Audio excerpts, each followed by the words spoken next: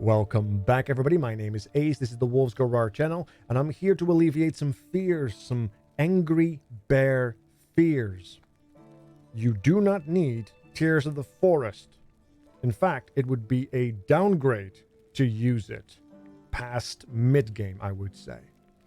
For those who do not know, in last Epoch, we had a big patch, and with that, a lot of balance changes and items, including, but not limited to, Tears of the Forest. The big thing about this item is the third modifier, the 2 rage gain per second per summoned vine. Our Garden of Rage node on the skill tree got changed, and this is what they thought up to compensate.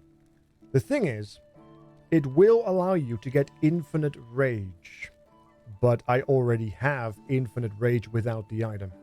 So I am getting twice something I already have, at the cost of losing even more damage, because I have to sacrifice the amulet slot for an item that is not particularly grand for optimization, unless you have like an insane legendary potential craft on it, as well as having to spend several skill points to facilitate the construction of these vines that then will give us rage.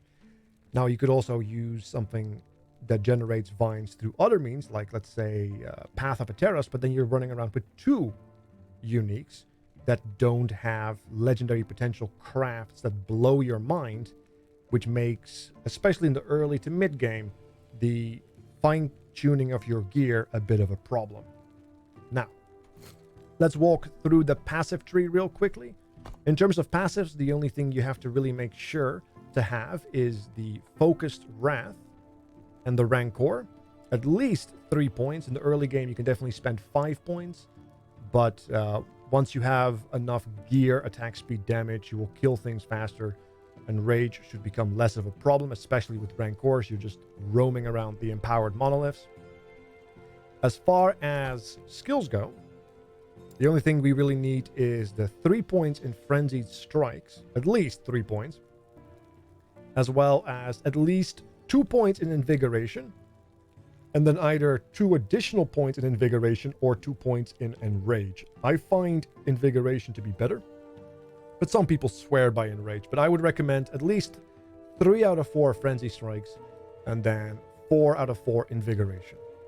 Now, and that's it. That's all you really need, and you can pop off. The more attack speed you get by speccing and leveling will facilitate more rage gain, and you don't have to lose 5 points in Toxic Envelopment, Poisonous Seed, all the way down to Rampant Growth, which then can be distributed to things such as Noxious Grasp or Lethal Spine, Entrapped, maybe even Reclamation for Sustain or more Shred through Shredded Vines. It's a lot of damage, 5 points, that you get to choose how to spend, as opposed to having to path awkwardly just so you can spam an ability you shouldn't be spamming anyway, which is Maul. I will show you some gameplay to prove my point, but it should speak for itself. So here's that gameplay that I mentioned, right? Now we start off without full rage, a simple clear of a pack with a single entangling root, and we're back to full. And that's pretty much the wonderful power of that singular node I just showed you in the skill tree for the Werebear. And it's also pretty much the gameplay loop for empowered monoliths. Yes, this is in fact an empowered monolith, and yes, there are a lot of buffs active right now. And still, we are not running out of rage. And this is without Tears of the Forest, once again.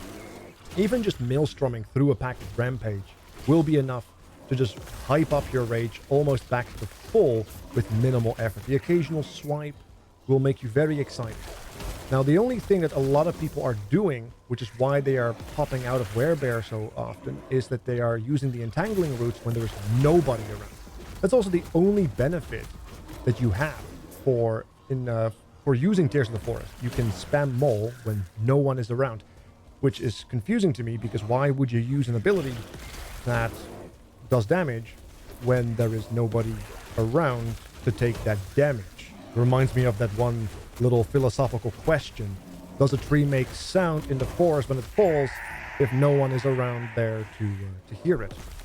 I don't think it's how that went, but either way, you may also have wondered, what about single target? As you can see, I stayed at low rage specifically at the beginning of the fight to prove my point. A simple switch between human and rage bear would have sufficed to reset the rage, but I stayed at low with the explicit purpose to show you that even when we are at super low rage, if we simply engage the boss in mortal combat, we will rage back up to full, even while we spam our abilities that cost rage, our lovely maul, our roar, and as you can see, we are at full rage.